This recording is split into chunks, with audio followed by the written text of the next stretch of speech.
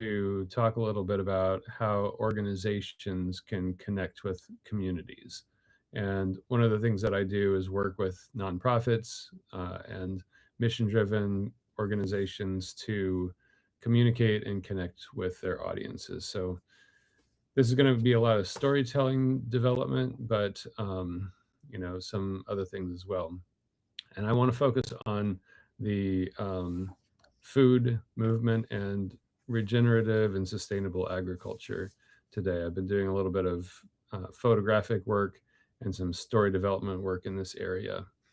Um, Organizations are pretty much driven by intellect. They have to do that because they have to focus on fundraising, they have to focus on policy. There's a lot of intellectual drive to make things make sense from an organizational perspective. But people are generally driven by emotion. So they're thinking about hopes and dreams, they're motivated by things that hook them, that are immediate drivers. And so there's this kind of push pull between the organization and the people that they're listening to. So an example that I want to talk about is American farming. And American farming right now is at a crossroads. Traditional row crops are generating less revenue than they ever have before. It's been a declining return for at least 20 years. And so these commodity ideas are being challenged by new entrants and people that want to do things a different way. So farm owners are also recognizing that these traditional that the row crops and commercial industrial farming is depleting soil. It's using more fuel. It's using herbicides, pesticides, chemical nutrients to be able to continue to produce food over time. So a shift is happening, and that shift is moving towards organic, sustainable, regenerative, and it seems very obvious to make that change. But the food system, and that means the mechanics by which food goes from a farm to a distributor to a manufacturer, if it's going to be turned into a meal that's frozen and sold or put into a storefront. Um, that is a process that is international in scope. And so small local farms have barriers to getting their product into those channels. So, how can people handle that those challenges? Um, the food system is not set up to respond to the variability that local farmers face. So, all of those kinds of challenges are going on there, and that large system that delivers all that food to grocery stores and ripens it. So apple fruits and vegetables are picked before they are ripe, and then they're ripened as they make their way through that food system in a lot of instances. um, and so that system is stable for now, but it's unsustainable long term. So everybody has a stake in making this change. um, but the story hasn't made it over the hurdle. So everyday common people are not focused on this. They're focused on the price at the grocery store. Maybe they're focused on the increase in cost in fast food delivery, home delivery services and things like that. Um, but there's a way I think that this alternative narrative can make it over that hurdle and convey the importance of making this change to a large mass of people. And so we can start to say, all right, what are examples of how this has happened in the past? One of those is the book, The Grapes of Wrath, and it's a lyrical, realist, social protest novel that addressed the impacts of the Dust Bowl and the Great Depression on farming families across America. And it also looked at the exploitation that was occurring as part of industrialization. So the power of that book, it captured people's vision, and it created a sense of justice that went beyond the farming community, beyond the farm and the farming community. So lots of people became concerned about uh, how workers were being treated and how family farms were being depleted, and the impact that all that was having. There are a number of good organizations that are working in this space, and some of those that I've connected with include Marble Seed. They're up in Michigan. Matthew Fields Foundation, who is also they're also in Michigan. The American Farmland Trust, which is North Central and East Central in terms of their focus. The Sustainable Food Center, which is out of Texas, Austin, Texas. And these groups excel at getting their message to farmers and to universities, to farmers markets, uh, and and through some of those channels to consumers. Um, but how do they communicate with everyday Americans who just go to the grocery store, go to work? They need to feed the kids. They want to watch a show at night. They're they have sports on the weekend, and a lot of different kinds of activities. So how do these groups make that hurdle to communicate with the power and influence that a Steinbeck had? Um, I think there's not a singular pathway to do that, and I don't think it necessarily starts with media. So a lot of times people say, okay, well, what are we going to do in terms of social media? And sometimes that hook is really difficult. I think that one of the main places to start, and a lot of these groups are doing this, is through convening, getting people together, getting people around round tables, getting people around a meal and having a conversation about what is going on, and what is their experience of food. What are the moments that have impacted them. So what we can do is we can discover individuals' stories about food, about meals that they've had, about gardening or farming, um, the best thing that they've ever eaten, or a last meal that they had with somebody before they passed away, or a meal that they had at a wedding, or all of these different kinds of things are opportunities to have these kinds of conversations. There's a lot of emotion, and a lot of times these are pivotal moments for people. So when we can get to that emotion and get to those affinities that people have through food, we can discover shifts and changes, um, and identify what events have made a change for people in terms of their food, their eating habits, their health. It could be, lockdown, was a big change for a lot of people. And so some people started, thinking about, having a garden, or how they could get local food, getting connected with somebody who, has chickens and delivers eggs door to door, to people's homes when they subscribe. Um, a lot of those kinds of things started to change people. Joining a CSA could be an opportunity to think about that. And when I listen to other people, when I work with organizations and they want to find out, how they can better connect with people, a lot of times there's some internal attitudes and values around how they communicate and the key messages that they have.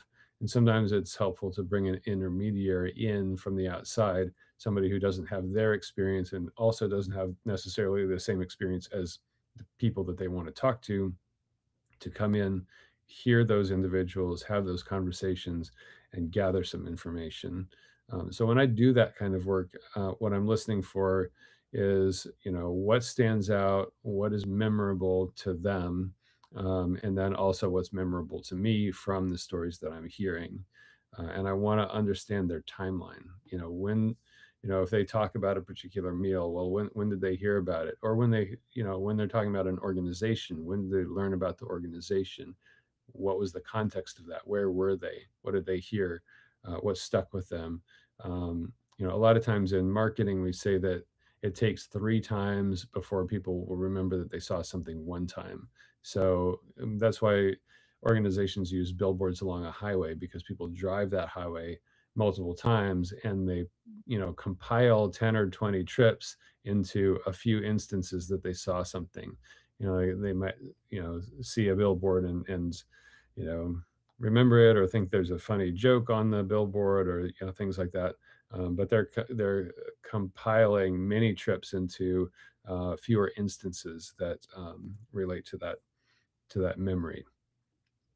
So but so when we discover, we're not trying to find out like truly when did they first see it, or whatever. We're just trying to get a sense of like, what was their experience like as they discovered this message, and or experienced the thing that we're talking about. um, Understanding the sequence of events, like what led up to the meal, or what led up to that food scenario. So in Cedar Rapids, Iowa, we had a derecho, and at the derecho, electricity was out for almost a month, over 30 days in some areas. And so state of emergency was declared, and that opened up access to food boxes, and a lot of those food boxes had locally grown produce in them. And so that's a touch point that a lot of people experienced in our area. That might have been their first instance of getting fresh Iowa grown produce, unless they shop at a co-op or things like that, or at least knowing that, because there were flyers that were included that specified where some of those ingredients were coming from. Um, and so we want to identify the circumstances. We want to identify the decisions that they made. What did they discover, or what did they know in advance, or what did they need to learn when they were making it a change? So they have fresh produce. They're like, "Wow, this tastes great. This seems fresher than the regular stuff that I get at the store." And then they look at the flyer and they think, "Where can I get this?" And they go identify a farmer's market, or they start to do that search, or they don't. And so we need to understand those things. Maybe people had an experience of that fresh local food, and then they just didn't pursue it in the future. And maybe it takes bringing that up to them that they had that access during that time period to re-engage that topic. So we want to understand, by listening to people. Often different groups start to emerge. People that have drivers in certain areas. So some people are motivated by cooking, and they like fresh flavors, and they like to make things, and they like to do things with their hands. Um, Other people are socially motivated, so they want to throw a good party, or they want to bring people together around something, and then food becomes an instigator for that. Um, that could also become, other people are interested in farming, ranching, gardening. They're actually interested in the running of those kinds of operations. And, so other people are motivated by health, or fitness, or sustainability, or natural living, living close to the land, or to community. So all of these are different kinds of motivators, and the same story could feature different things. So let's say somebody goes to a wedding and they have a great meal at that wedding, and they say, okay, well, um, one person's focused on the family coming together, the other person's focused on the presentation of the food and everybody having this beautiful meal together. Another person's focused on the stories that were told by the wedding guests. So we can find those different things, and we can then put different components of that story forward when we're talking to audiences that are similar to those groups. And so I really think that understanding, listening, becomes a key driver in all of that. To speak to them, we need to get inside of their worldview. So once we've identified and understood the different types of parties or groups that are involved in these conversations, um, one of the things we can do is, from kind of a theater arts or character development approach from storytelling or filmmaking, we can get inside the character by starting to ask ourselves a series of questions. So if I take on the character who likes farming and is interested in operating a farm, I could ask myself, who am I in that circumstance? Where do I situate myself in the world? Do I choose a particular state or city or town, or um, or zip code, or county to live in, to be able to be close to that work? Um, what are the barriers that I have? What is it that I do on a day-to-day basis? Where do I go? And what is it that I want in that circumstance. So we can address the who, the what, why, how do I do things, what is my journey, what are my challenges. And so as we start to unpack those kinds of things, um, narrative elements start to come forward. We have to pay attention to the emotions that are going on in these situations, and how people will adapt. Um, and one example, while I was working with a nonprofit in Texas, we were doing interviews around, you know, why people make choices with the food that they do. And one person brought up, multiple people brought up local seasonality of food, and one person brought up the Texas peach season. And peaches are used in pico de gallo. So there's a yellow pico de gallo, and most of the America you see tomato-based pico, right?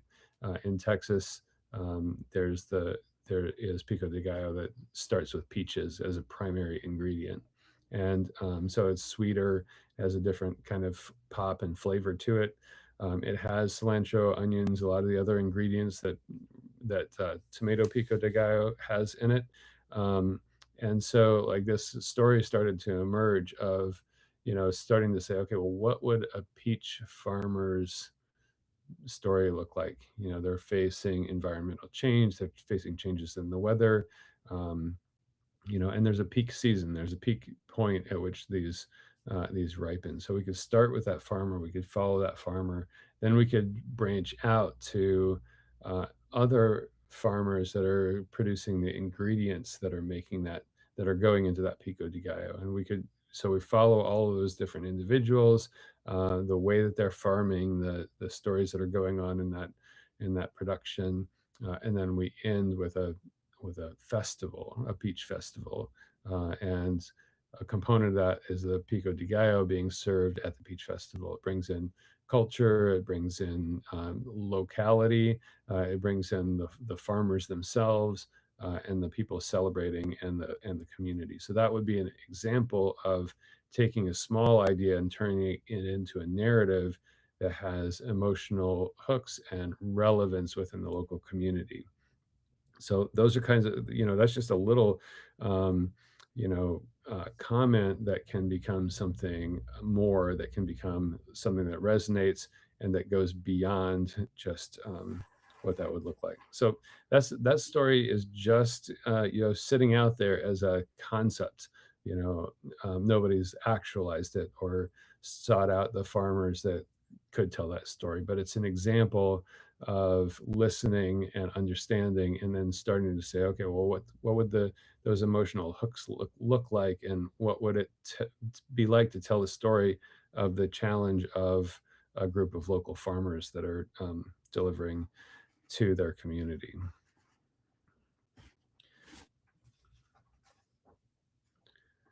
And so that process is like developing characters for a novel like Grapes of Wrath. It's about understanding the people, their motivations, their values, where they're coming from, and where they're going, so that we connect with them in a meaningful way, and that we can communicate their stories to other people in a meaningful way.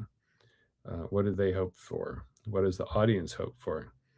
What are the challenges they confront? What are they proud of? What makes them sad? So these are elements of emotion. What do they doubt? Do they doubt that they're going to make headway, or are they optimistic about making headway? Is it just connecting with, if their story gets out there and other people hear it and listen and respond, and then enter these alternate pathways to buy those local products and produce? That could be that simple optimism behind the storytelling itself. um, and there's no story without conflict. So when I look at conflict, we can say, okay, there's the three great conflicts. There's a conflict of self, of society, and of nature.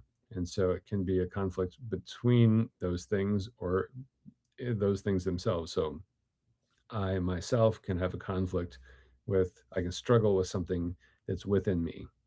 I can have a conflict with society. society can have a conflict with individuals. You know, societies can have conflicts internally and with other societies. Environment can compete against itself. You know, so you've got bears and salmon, right? And the salmon are going to spawn, and the bears are trying to fatten up for hibernation.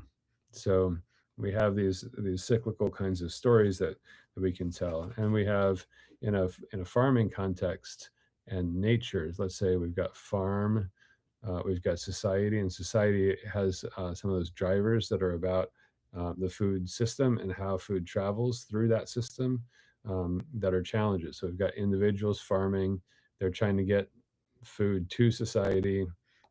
We've got nature and the nature of the particular plot of land that they have. Is it suitable for the kinds of things that they're trying to grow? You know, where is that? What is that like? You know, so I heard one farmer say, you know, I bought this land and I imagined doing fresh fruits and vegetables, but the land was so sandy and so you know, ready for corrosion that it needed a root structure, and so grazing land was a better way of managing that property, because otherwise you're constantly fighting these valleys that are just being eroded by water when you till the land or disc the land. So uh, you know, so sometimes in that circumstance, they saw the nature of the land that they had, and instead of trying to fight a conflict between farmer and land, they said, okay, well, we're going to adapt to the way that we're working with the land too. We're going to adapt what we do to the nature of the land, and then find a way to match that with society's demands. So those kinds of things are, you know, examples of the kinds of push pull and conflict that can become really rich storytelling within this kind of context. Um, and so in food narratives, um, we've got all these different kinds of conflicts that come up. Um, from those particular kinds of conflicts, we can start to look at things like rules, cheats, and rebels. And in this agricultural framework, people that are doing regenerative and sustainable farming are already rebels from the normative, what has become the normative industrialized agricultural structure. So you know, we could tell a story where these individuals are rebelling by looking at the land through a couple of lenses. One of those could be history, historical farming, historical agriculture, and how people did things before industrialization kicked in. And that's where something like, you know, Steinbeck's era and the changes that were happening then, looking at that or looking earlier to that, and identifying what was going on, and then using modern science at the same time to test and validate methods and procedures, you know, so that things can become a new culture and a shift in culture, a shift in distribution, a shift in production. And so, you know, you've got the rules of mass markets, and you've got the rules of nature, and you've got the rules of farming. You know, and so you've got this kind of push pull where you can navigate you can adjust your story within that and create some tension around, you know, what's successful here, you know, what is moving forward and what's progressing.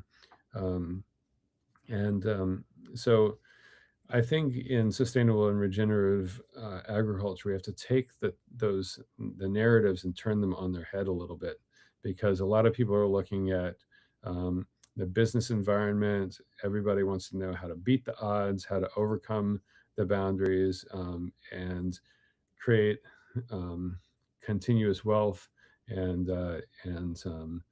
out, you know, surprising results. You know, those are the kinds of demands that people have on them today in professional contexts. So if we can do something with this, we can say, okay, well, you know, sometimes the surprise comes from doing things in old ways. Sometimes the surprise comes from new discoveries that help us move in a different direction. Um, so the regenerative farmer takes those stories, the conventional farming rules, and turns them on their head. They become a rebel by using science to evaluate what improves soil health, biodiversity, but they also face challenges along the way in terms of pathways to the market, in terms of environmental changes that increase the risk of doing things this way.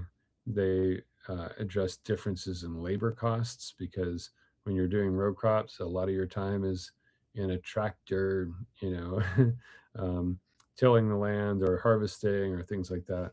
And fresh produce demands more physical labor. It demands a different way of farming, and it might utilize different amounts of land to deliver the product. And it might also deliver a higher margin than those mass products that have been returning less and less to the farm each year. Um, so, um, and the unique features of their land, which I mentioned before. So these features become the raw ingredients for dynamic and powerful storytelling that brings people together. And storytelling doesn't just need to be traditional media or social media. It can become part of events, meetups. It can uh, address appeals to government. It can or to legislators who are making changes in the way that funding is distributed. Um, so that's where it starts. I would love it if you would drop me a line in the comments about your mission driven organization and how you're connecting with your organization, with your community. Um, and I collaborate and consult with businesses and nonprofits. And so if you're looking for someone who can come in, assess the data that you've already collected about your organization, the things that are known, the way that you work, the input that you've received from your constituents, and you're looking for somebody who can interview other people and develop story elements out of that, I'd love to get involved and learn about what you're doing. So drop a note below and hit subscribe, and I look forward to seeing you soon.